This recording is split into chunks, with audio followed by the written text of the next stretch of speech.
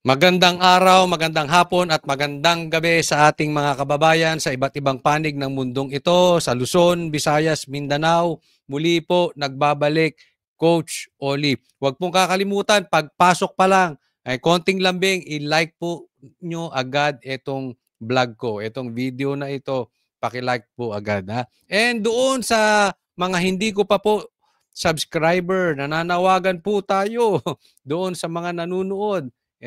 Again, konting lambing, subscribe po tayo ha dito sa YouTube channel ko na Coach Oli. Ito po ang ating pag-uusapan. Cheese, nag-alatore. Aba, pambihira. Medyo kakaiba yun ha. Cheese, nag-alatore. Parang ano, hindi bagay. Ang ganda-ganda ng asawa mo. At ang pogi ito, di ba? Pogi naman to si Cheese. No? Mga senador, nag-iyakan. Nako, may drama. Yan po mga pag-uusapan natin at marami pa. Siguro pag-usapan din natin. Ano ba talaga? Bakit ibinalik sa Kamara yung impeachment? No? At bakit nagrereklamo itong mga, alam mo na, yung mga kalaban?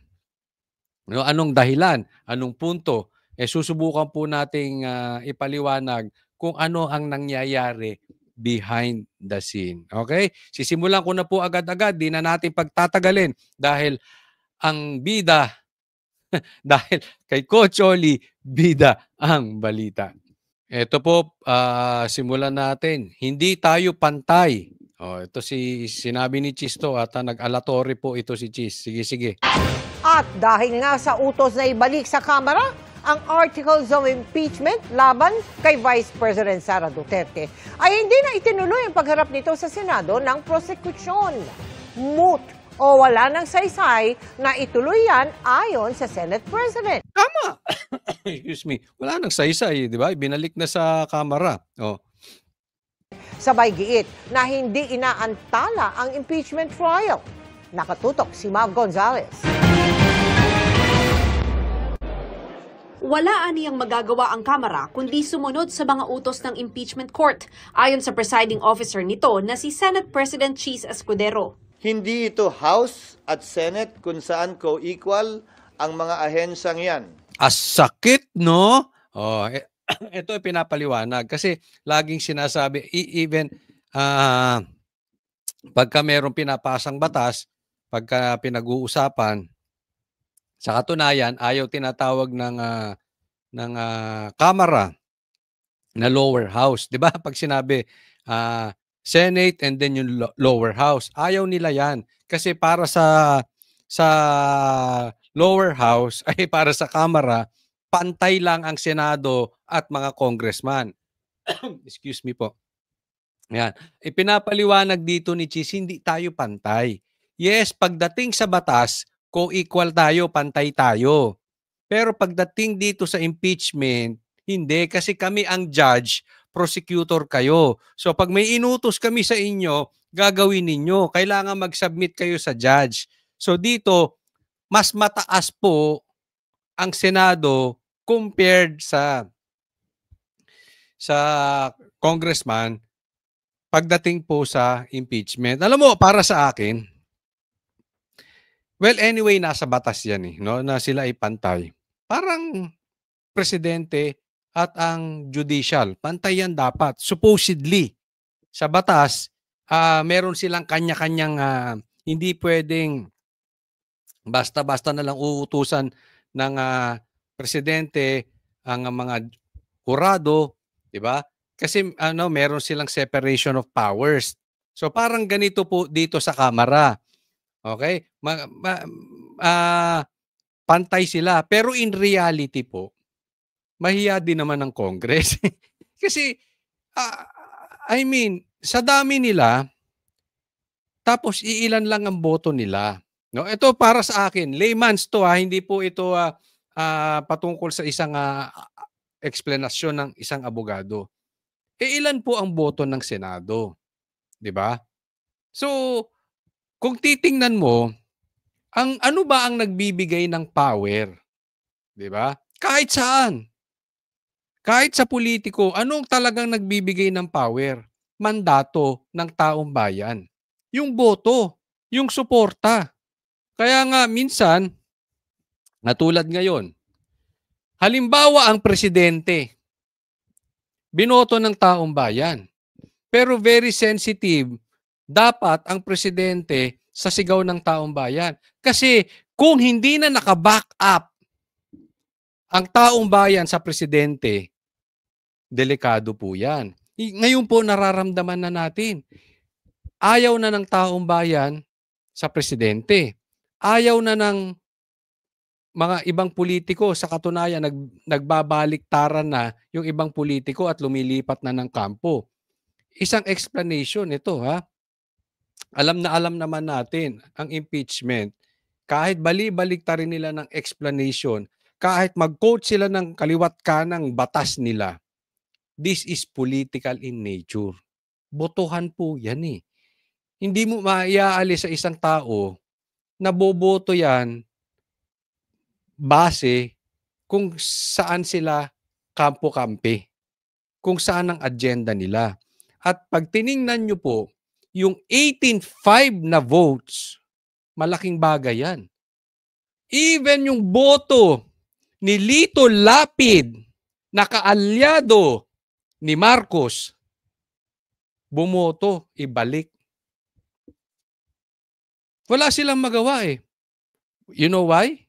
Alam nila ang mandato, alam nila ang taong bayan ayaw sa impeachment. Alam nila ang taong bayan nakasuporta sa Duterte. Even Tulfo, wala siyang choice eh. Pag bumaligtad si Tulfo,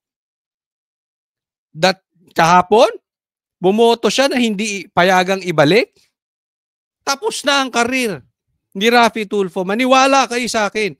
Alam naman natin na may pangarap si Raffy Tulfo maging tumakbong presidente. 'Di ba? Eh yan ay pinag-uusapan na. Kaya yung iba dyan, bumoto in favor na ibalik. Ganun po kalakas ngayon si BP Sara. Ganun po kalakas ngayon ang Duterte. Why? Bakit ko po ina-explain? This is political in nature. But in reality, sa politika po, hindi po, wag po yung sa batas ang pag-usapan natin. Mataas po ang Senado sa Kamara. Bakit? Mas maraming nakasuporta sa kanila, mas maraming bumoto sa kanila, mas kakilala sila ng taong bayan. Ang sumusuporta sa kanila buong Pilipinas. Hindi katulad sa Kamara na iisang isang distrito lang. Eh iba-iba pa yan. Di ba? Halimbawa, yung distrito sa Davao, ayaw kay Tamba. Bigyan ko kay halimbawa. May separation. Ang presidente at ang Chief Justice. Pantay yan, di ba? Sa batas, pantay yan. May kanya-kanya silang kapangyarihan. But we all know, in layman's term, in layman's explanation, sa totoong buhay, mas malakas talaga ang presidente. Di ba? So, same din dito. Pero ito ngayon, nasa batas na din. Mas mataas ang Senado sa Kamara pagdating sa impeachment. Kaya wala silang magawa. Ibinalik, ipaliwanag nyo yan sa amin. Sa parte ng impeachment, korte ang Senado, prosecutor ang Kamara. Wala sa lugar para sa akin ang Kamara na hindi sumunod sa ipinag-uutos ng impeachment court. Sa botong 18-5, nagdesisyon ng impeachment court na ibalik sa Kamara ang articles of impeachment laban kay Vice President Sara Duterte. Pinagsusumite ang Kamara ng pleading na nasunod lahat ng requirement ng konstitusyon sa impeachment, partikular ang one-year bar rule. Humihingi rin ng impeachment court ng resolusyong aprobado ng 20th Congress na nagsasabing niraratify o inaaprubahan nila ang mga ginawa ng 19th Congress at gusto nilang ituloy ang prosekusyon ng bise. Resolution na pirmado ng mga miyembro ng Kamara na higit sa 1/3 nito. Bagaman sa Yan. Pag-usapan natin. Ito matindi dyan, ha? Resolution ng Kamara na mahigit sa 1/3. Okay? I-remind ko po kayo, yung first and second and third complaint po, ay hindi pinagbotohan. Ang pinagbotohan lang yung pang-apat. Anong importance nito? Kasi yung sinasabi ni Tiangco, yung pang-apat, doon na po namigay ng pera ng pondo si Tambaluslos. Yung unto third, walang gustong pumirma. Hindi nga sila naglakap ng pirma. Nauunawaan niyo po. Ngayon, hinihingi din ni Cheese na kung gusto nyo na maituloy ito, magkaroon kayo ng resolusyon na pirmado ulit nung one-third. One-third at least. So kung 300 yan, nasa mga 101, 102. Kung 300 plus yung mga congressmen. Ngayon, ang problema ito. Meron pa ba kayang pambigay si Tamba? Kasi alam naman natin, kaya lang nagpirmahan yung mga yan, according to Tiangco, dahil may binigay na pondo. Paano kung naibigay na? Yung iba nga nagrereklamo pa. Hindi daw naibigay yung sapat. Di ba? So ang pinag-uusapan dito, dalawa. Una, yung 1-year bar rule. Anong ibig sabihin ng 1-year bar rule? Dapat isang impeachment complaint lang ang isusumite sa Senado. Yaan lang ang gagalawan ng Senado. Pangalawa, ano ba itong pangalawa? Na ituloy. Pumapayag sila na ituloy yung complaint from 19th Congress to the 20th Congress kasi tapos na po. Patapos na po sa June 30 yung 19th Congress. Ang nag-file niyan ay 19th Congress. So kayo ba, sang-ayon kayo Kamara na ituloy natin sa 20th Congress? Yan ang pinag-uusapan. Paliwanag ko po isa-isa. Ako po ay hindi abogado, pero susubukan nating ipaliwanag yan. Ang sinasabi ng hindi kayo pwede mag-file. Kasi illegal yan. Ang sinabi ng mga senador, illegal yung pagpa-file nyo kasi kaya nga binabalik namin sa inyo para kurikin nyo at magpirmahan kayo ulit ng 1/3. Bakit? Kasi 4 yung final ninyo. 1-year bar rule, dapat sa isang taon ay isa lang ang pwedeng complaint. Ang sinasabi naman nung kampo, ang maingay ngayon, Pinklawan, okay? Ang sinasabi naman nung Pinklawan, teka muna, final lang naman yan. Hindi pa yan, dapat hindi pa yan initiated. Yun ang sinasabi nila, hindi pa siya initiated. Isa lang po ang kasi para siya maging official, sabihin na lang natin, initiated official, para siya maging official, dapat ipapasa muna sa Court of Justice. I-refer muna sa Court of Justice. Naalala nyo po, so 4 yan. Isa lang ang pinasa sa Senado. Tinanggal nila, nilagpasan na nila yung Court of Justice kasi nga nakabuo sila ng 1/3 votes. So po pwede yun, lagpasan na nila yung Court of Justice. Diretso na sa Senado. So, in short, para doon sa mga Pinklawang maiingay, ay isa lang talaga yan. So, hindi namin nalabag na isang beses lang dapat magrereklamo. Naiintindihan, nasusundan nyo po. Ang sabi naman ng Senado, hindi, mali pa rin kayo. Bakit? May illegal kayong nagawa. Kasi 4 pa rin yan. Bakit hindi nyo pinasa yung 3 sa Court of Justice? Nauunawaan. Tapos yung isa, nagpirmahan na kayo. So dapat, isa lang ang ipa-file ninyo. Yun ang sabi ng Senado. Isa lang ang ipa-file ninyo. 4 na yung final ninyo eh.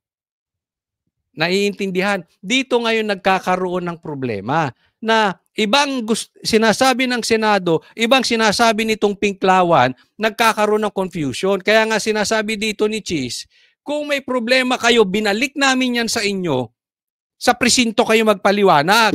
Ganon. Nakuha. Hindi. Nag-ala Torre, di ba? Ganyan si Torre, di ba? Basta gagawin namin to. Kung may reklamo kayo, saka na lang kayo magreklamo.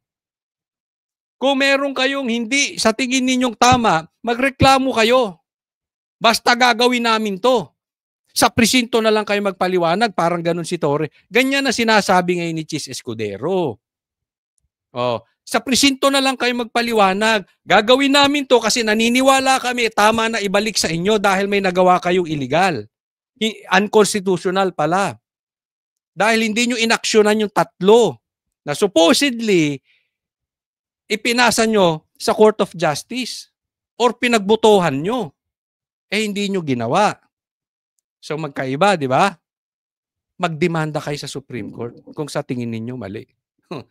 Nag-alatori si Chis Escudero. No. Alam mo, nangyayari dito, back to you. Di ba? Kasi simple lang yan eh. Huwag tayong maglokohan. This is all political. Ha? Hindi ako naniniwala na walang halo tong politiko. Katanga mo na lang. Kung naniniwala na ito'y walang halong politika. Kayo, pinulitika nyo si BP Sara eh. Anong totoo dyan? Pinulitika ninyo. Bakit yung confidential funds ni BP Sara ang sinilip nyo ng sinilip? Kayong pinklawan, kayong mga NPA, kayong mga komunista, kayong makatamba, kayong mga makamarcos, bakit hindi ninyo kinwestiyon yung confidential fund ni Marcos? Bakit nananahimik kayo? Kung kayo ay para sa taong bayan, bakit si Sara lang ang in-isolate ninyo? Alam nyo kung bakit? Mamaya ipapaliwanag ko. Third nito, Bagaman sa Hulyo pa ang pagbubukas ng 20th Congress, iginiit ni Escudero na hindi dinedelay ang paglilitis sa impeachment complaint na ayon sa kanyang order ay hindi pa dismissed o terminated. itong paghingi namin ng impormasyon, dagdag na trabaho siguro sa prosecution. Pero ano naman ngayon, nakala ko ba gigil na gigil sila dito? Ang sarap. Ang galing mo dyan, Chis. Alam mo naman ang Banateros, hindi ko kinakampihan to si Chis. Alam naman natin naging alawaiter to kay Lisa. No? Pero dito, ang galing ni Chis. Diba? Kala ko ba gigil na gigil kayo? Di trabahuin ninyo. Diba yung question? Ipaliwanag nyo na kayo'y sa ngayon na talagang wala kayong nagawang illegal. Bakit hindi nyo final yung tatlo tapos yung isa lang ang ginalaw nyo? So wala kayo nalabag na 1-year bar rule. Pangalawa, na payag kayo na tumawid sa 20th Congress. Paano nyo gagawin? 1/3 votes. Patay si Tamba rito. Gastusang malalaki na naman nito. Nako, delikado. Alam mo nyo naman, bawat galawan dyan. Bawat pirma dyan. Alam ni Tamba yan. Diba? Kaya nga binuking siya ni Chanco eh. Ito sa akin. Huwag kayong maagastang malinis. Diba? Ulitin ko, pinulitika nyo si BP Sara. Pumirma kayo dahil sa pera, sa pondo. Tapos, magpapa-interview kayo sa media, nakala nyo ay ang lilinis ninyo. Naakala ninyo, ipinaglalaban ninyo ang konstitusyon. Ipinaglalaban ninyo ang karapatan ng taong bayan. Nagpunta pa kayo sa pare. Ikulong, i-impeach si BP Sara. In the first place, yung ugat pa lang, illegal na. Yung ugat pa lang, unconstitutional na. Nagsimula yan sa pork barrel, nagsimula yan sa suhol. Yung pirma. Huwag kayong magalit sa akin. Sinusundan ko lang yung sinabi ni Chanco na until now hindi nyo pinapaliwanag, na until now hindi nyo dinideny. Di ba? Kaya nga sabi, kung pupunta ka sa korte, kailangan yung kamay mo malinis eh. Di ba may kasabihan tayong ganun? De Lima, of all people, ikaw pa ang maingay? Ang linis ng kamay mo. Parang hindi namin Ang linis ng kamay mo, De Lima. Ang linis. Trabaho nila. Pero, paano makakadelay? Wala naman pwedeng mangyari. In fact, mapapabilis pa dahil habang nakareses kami, habang walang trial, habang hindi pa pumapasok ang ika-20 Kongreso, ay magagawa na nila to at mapaghahandaan. Correct. Di ba? O, gawin nyo na. Nauna.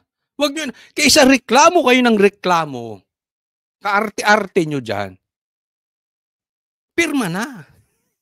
Tamba, ikot. Oh, pirma. Susuportahan nyo pa rin. Total, mahilig ka tamba magpapirma eh. Nagpapirma ka nga sa 200 plus mo, di ba? Na parang suporta para sa'yo. Papirma ka ulit ngayon. Diyan ka magaling eh. Papirma. Pinadalhan na rin ng writ of summons at order ang bise kanina. May 10 araw siya para sagutin ang mga akusasyon sa 7 articles of impeachment. O, di ba? Seems fair? Oh, fair, di ba? Eh, pati si BP Sara pinagpapaliwanag, binigyan ng 10 araw. Ito, alam mo, wag tayo maglokohan ha. Ang hilig nyo manggipit, ang hilig nyong mamulitika, pag kayo pinulitika, you will cry foul. In-isolate nyo si BP Sara. Ang daming problema nung bayan natin. Ang daming kurakot nung bayan natin. Ang daming may confidential funds. Si BP Sara lang ang binakbakan nyo ng binakbakan. Di ba? Tama ba yun?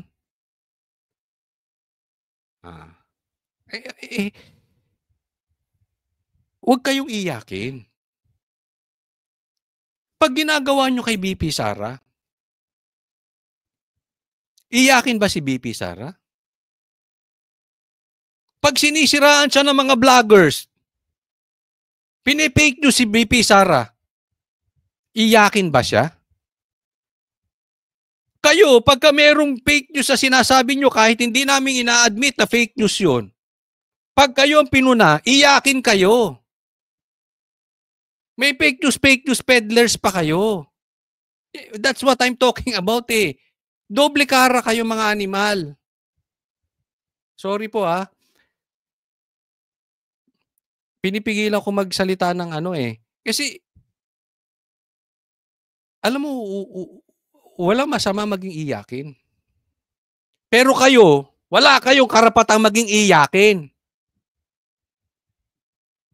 Kayo nagsimula ng pamumulitika eh, tapos ganyan kayo ng ganyan. Ipapatawag din ng bise para humarap sa impeachment court sa petsa at oras na itatakda ng babae, presiding hindi naman iyakin. Kayo iyakin. Hindi ba kayo naiiyak sa sarili ninyo?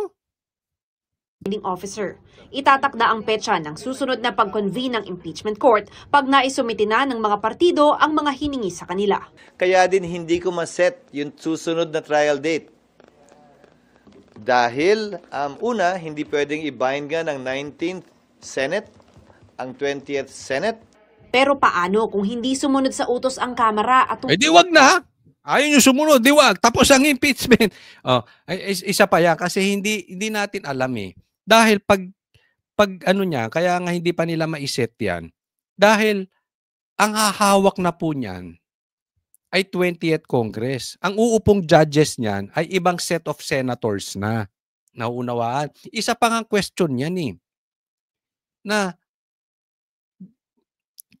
kay Tolentino po galing ito na hindi dapat tumawid ng 20th Congress. Para kay Tolentino, tapusin natin ngayon, 19th Congress, hindi yan pwedeng tumawid. Ang sabi ng iba, pwedeng tumawid. Oh. E di, gawin nyo, put it in writing, submit kayo ng resolusyon, pasa nyo sa Senado, ibalik nyo sa Senado na pwedeng tumawid. Di ba? Simple lang naman eh. Kasi alam nyo, ang kina-question nila dito, yung pagdi-delay. Kasi sabi nila, hindi mo dapat ipaprioritize gagawin ang mali, i-sacrifice mo yung tama for the sake na bibilisan to. 'Di ba? So, again, ulit, sino magde-decide kung pwedeng tumawid from 19th to 20th Congress? Yung ano? Yung 20th senators. Yung susunod na uupo. Kung may complain kayo, doon kayo magreklamo sa presinto. Complain kayo sa Supreme Court. 'Di ba? Pero kung anong desisyon ng Senado ng 20th Congress, yun na yun. Walang isumiting pleadings. Kunwari, ayaw magsumite ng Kamara nung hinihiling na resolusyon. Ayaw. Pagdating na impeachment court ng 20th Congress, sasabihin nila, hindi naman talaga kailangan yan. I move na magpatuloy tayo ng kahit hindi tayo pinansin. Kahit... Pata si Cheese, di ba? Hindi pinansin ng hindi pinansin, halimbawa, hindi pinansin ng House. Pero sinabi ng 20th Congress, kahit di natin pinansin yan, tuloy na natin kasi total nandito na. Pagbobotohan yan. Seems fair for But you know what? Yung 18-5 na boto, that is convincing. Ang incoming pa is Bato, Bongo, si Lito Lapid lang ang di ba? Kita nyo naman, bumoto pa si Lito Lapid, Aimee, Villar. Siguro ang solid lang doon talaga si Bam Aquino tsaka si Kiko. Magdadalawang isip pa yan si Bam at Kiko. Alam nyo kung bakit? Meron na riyan, nakabalik na sa politika. Maybe they will try to play the game na kunwari hindi sila kritik ng Duterte. Kasi alam nila, possible yun. Ganun ang gawin nitong mga ito. We don't know. Pero kahit bumoto sila against BP Sara or dito sa impeachment na to, malayo. I don't think mananalo sila dito. Hindi tayo sinunod, kahit hindi ginalang. Yung impeachment court, pagbobotohan namin. Kung sino may mayoryang boto, siya masusunod. Sa sulat ni Escudero kay House Speaker Martin Romualdez, nakasaad na dahil inisyuhan na ng writ of summons ang bise, ay moot o wala ng saysay ang nakatakda sanang pagharap ng prosekusyon ng articles of impeachment. Kaya hindi na yan itinuloy. Dismayado si Senador Risa Hontiveros sa pagbalik sa Kamara ng articles of impeachment. Sabi ko nga kagabi, di ba? Ito solid, ito. Yan, baka sila. Ito, mamaya explain natin, no. Na-explain ko na po ito, bakit Pinklawan ng gigil na gigil? So read my face. Parang may gaslighting na nangyari. Hindi kaya gumamit ng iba't ibang mga salita para malito tayo. Ayun, nauto kayo. Totoo, nalito kayo. 'Di ba? Napaglaruan kayo ni Cayetano, ang galing ni Cayetano. Mismo. Tapos sila diyan. Para malito tayo. Giit naman ni Senador Bato de la Rosa na unang nagmosyon na i-dismiss ang impeachment complaint. Scripted. Magsuntukan na nga si Senator Robin Padilla at saka si Senator Joel Villanueva. Alam mo kasi sinasabi ng mga realista, sinasabi ng mga ibang lalo na yung mga Pinklawan, yung mga komunista, sila yung mga gigil na gigil dito. Yung mga NPA, yung mga alam mo na, yung mga kontra sa Duterte, no? Scripted daw. Parang ginawa-gawa. Tapos ang punto lang naman talaga ay hindi sila magko-convene para hindi masimulan yung impeachment at para ma-delay. Ayan ang explanation ni Bato. Magsusuntukan na nga nakita nyo ba? Magsusuntukan na nga si Robin Padilla at saka si Villanueva. Sasabihin nyo, yan ang punto ni Bato. Scripted pa. No, pero para sa akin, it doesn't matter. Huwag kayong iyakin. Yan lang. Kasi namumulitika kayo eh. Di ba? Don't tell me you are that stupid that you don't know that impeachment is political in nature. Don't be naive. Huwag kang magtanga-tangahan kayo. Kayong mga pinklawan, huwag kayong magtanga-tangahan. Alam niyong political yan. At alam din ninyo, pinulitika lang si Sara. Kasi nagtatanga-tangahan kayo eh. Ang sakit, di ba? Yung ginagawa nyo sa inyo ginawa. Tapos iyakin kayo. Eh lahat naman yan palaman sasabihin, hindi, talagang ginawa ito ni Sara. Hindi, huwag tayong maglokohan. Alam nyo bakit ayaw nyong pabalikin si Sara? Dahil binakbakan ng Duterte. Binakbakan, pati nga si Pastor Kibuloy nadamay dyan. Alam nyo kung bakit? Kasi lantaran silang lumalaban sa mga komunista. Lantaran silang lumalaban sa mga NPA.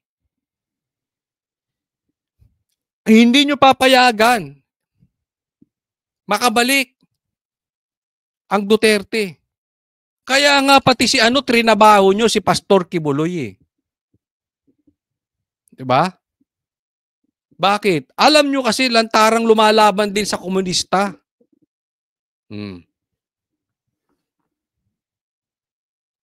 Wala ngang kaso, nagkalkal kayo ng kaso. Yung walang script na gusto nyo, suntukan. The first camp who made the motion, they were so shocked to feel na bakit nag-i-issue ng summons. And then on the other hand, yung gusto ng magtuloy ng impeachment trial ay hindi rin gusto yung naging desisyon ng korte. Parehong hindi. Ang punto niya dito, parehas lang. Sila Bato nga, hindi nagustuhan yung dahil para sa kanila, i-dismiss. Ito naman sila Pimentel, simulan na agad-agad. Ang naging desisyon, ibalik. Ayaw nga nila Bato eh. Diba? Hindi sila convinced. Sila Robin. Parang mali yun. Dapat hindi binalik. Dapat i-dismiss. Oh. Sila naman, talagang gigil simulan ito. So, sabi ni Villanueva, I think gumagana ang batas.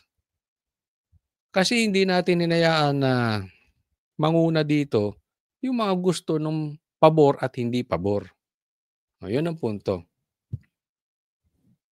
Okay, next topic po tayo. Ito po, mga senador, nag-iyakan. Nag-adjourn sine-die ang third regular session ng 19th Congress ngayong gabi. Pero bago po yan, nagbigay ng valedictory speech ang mga graduating senator. Saksi si Raffy Tima. O yan, sabi, nag-adjourn sine-die. Sine-die. Ang spelling nun, adjourn, tapos S-I-N-E. Sine, die, D-I-E. No? O, parang ang ibig sabihin doon, nag-adjourn sila without setting a date to reconvene. Nag-adjourn sila parang, oops, recess na. Ma'am, time out. Parang ganon, time out. Oh, pero hindi pinag-usapan kung kailan magi-game ulit. Parang yun. Yun ang ibig sabihin nun. Oh, so, nag-adjourn sine-die. Yan. So, kasi hindi pa nila alam eh. Dahil binalik nga sa Kamara yung article of impeachment. So, hindi nila alam kung kailan ibabalik ng Kamara sa Senado. So, hindi pa sila nagsiset ng date. Madamdamin ang pamamaalam ng mga senador. Nag-graduate na sa Senado sa huling araw ng sesyon ng 19th Congress ngayong araw. Si Senadora Nancy Binay na tumakbo at nanalong mayor ng Makati City, aminadong naging tampulan ng biro sa itsura at pananamit. Pero hindi raw siya nagpa-apekto. Alam mo, Nancy, tapos ka na pala. Sana ginawa mo na yung tama. Di ba? Well, anyway, na-excite ka, na gusto mo nang simulan agad, no? Pero, ganun talaga eh.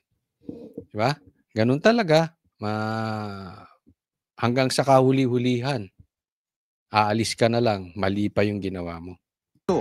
Kinilala ang mga staff na 12 taon daw tumulong sa kanya para magampanan ng trabaho. Kasi sabihin nyo, Coach Oli, kanya-kanya tayo ng opinion. Di ba?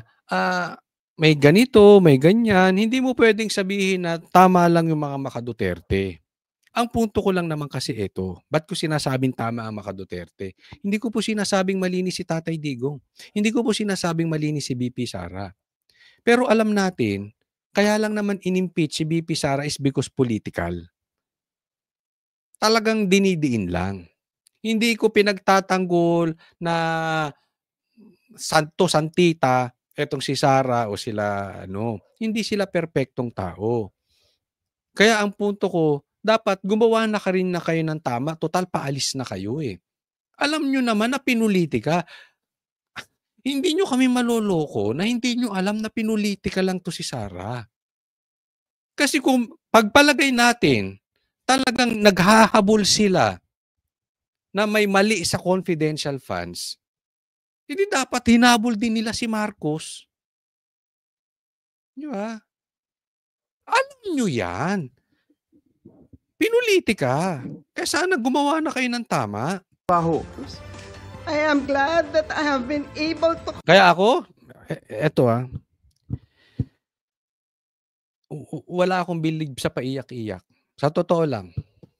Okay? Ako, umiiyak ako talaga pagka meron akong, lalong-lalo na pagka alam kong may ginagawang paraan, mabuti, o gumagalaw ang Diyos. Talagang nakikita ko pag nafe-feel ko yun, umiiyak ako. Kaya lang para sa akin, ang iyak-iyak is useless. If you will not back it up with action.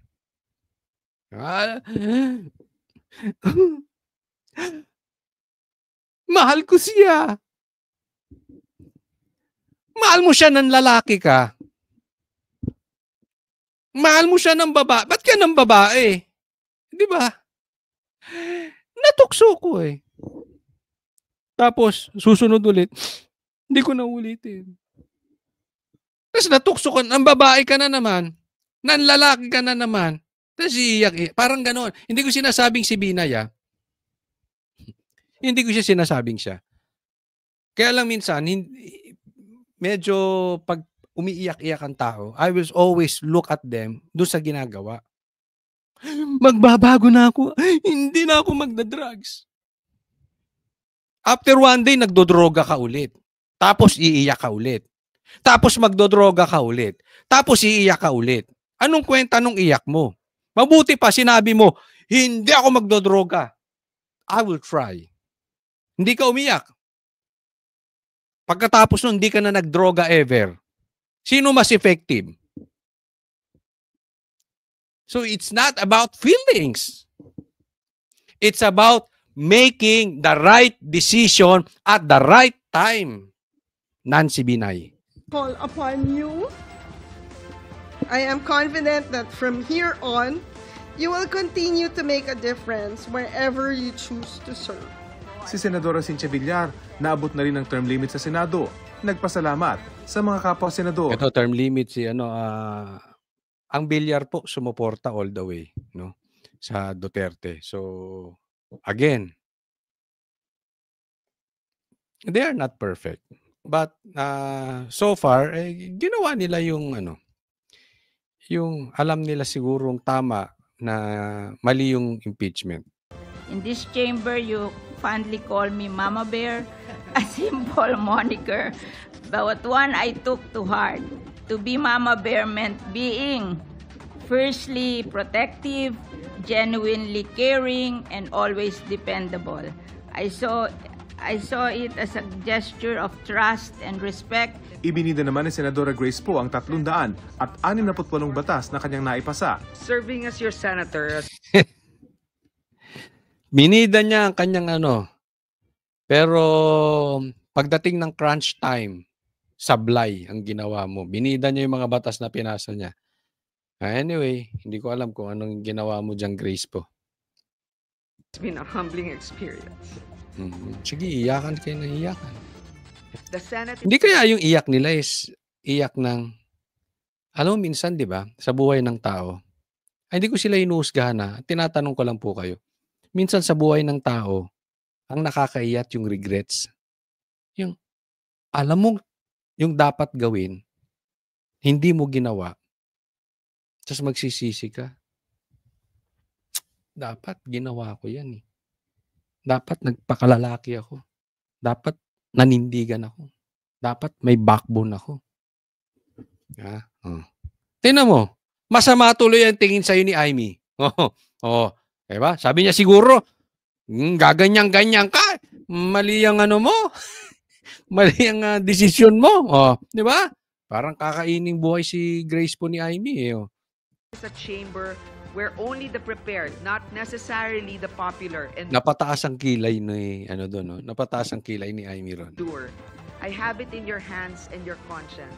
Every moment in these halls has been a teachable moment. Si Senador Bong Revilla na nakatapos na ng 12 taong termino bilang senador mula 2004 hanggang 2016, inalala ang pagdawit sa kanya sa pork barrel scam. 4 na taong nakulong at noong makalaya noong 2018, tumakbo sa Senado noong 2019 at nakuha ang 11th place. Muli siya Nakulong siya sa pork barrel scam. Hindi kaya may pork barrel din ang Kamara ngayon? Hindi kaya dapat may makulong din dyan? According doon sa pasabog ni Chanco. Sige, comment kayo dyan sa comment section. Anong masasabi nyo patungkol dyan? Pero alam nyo, ako naniniwala ako. Ito yung opinion ko lang. Naniniwala ako na trinidor to si Bong Revilla. Kasi mataas din to sa survey. And ako naniniwala ako na nagkadayaan. Okay? Nagkadayaan at ang ipinasok ng administrasyon si Bam at si Kiko. Bakit? Because they need affiliation. They need support from the pink. Yan po ang gawain ng pula ay sumuporta sa pink para ang pink nation, ang pink lawan sumuporta sa pula kasi bumababa na po ang trust rating ng pula.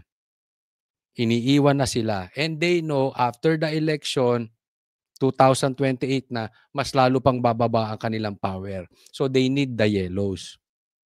So para maipasok yung dalawa, ako, naniniwala ako na dinaya si Pastor Kibuloy na yung boto ni Pastor Kibuloy distributed dito sa dalawang to.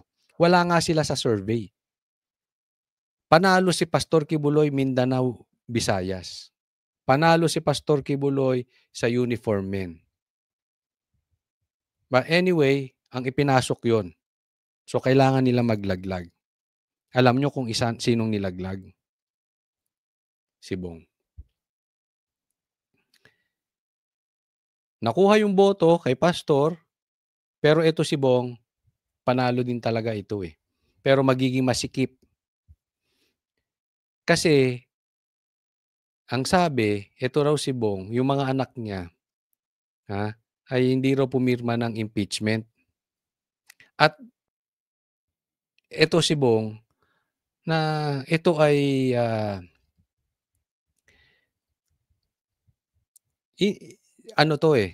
suporta to sa Duterte, no? Yan ang sinasabi di umano na ang talagang loyalty nito nasa Duterte, no? Kaya total hindi sila sure kung ano ba talaga ito si Bong, siya ang nilaglag. But in any case, dapat sana to si Bong ay hindi siya nag-alyansa. Kaya naman niyang ipanalo eh. Kung nag-independent pa to si Bong, baka nanalo pa to. Or, hindi ko alam kung pwede siya sa PDP. But anyway, yun ang naging sitwasyon eh. No? So, alam niyo naman, gumaganyan ng gobyerno eh, ang administrasyon. Pagka nakikita nila,